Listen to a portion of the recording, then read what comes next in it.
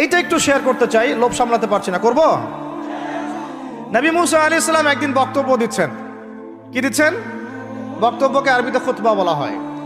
তো একজন দাঁড়িয়ে বললেন, বনু ইসরাইলদের একজন, হে ইয়া মুসা, আপনি তো চমৎকার একটা বক্তব্য দিয়েছেন, আপনার চেয়ে কোনো জ্ঞানী মানুষ কি পৃথিবীতে এখন আছে? নবী মুসা আলাইহিস সালাম বলছেন, না, আমার জানা মতে আমার চেয়ে কোনো জ্ঞানী মানুষ এখন পৃথিবীতে নাই। আল্লাহ রাব্বুল আলামিন বললেন, মুসা, তোমার চাইতেও জ্ঞানী আমার এক বান্দা আছে। বলেন সুবহানাল্লাহ।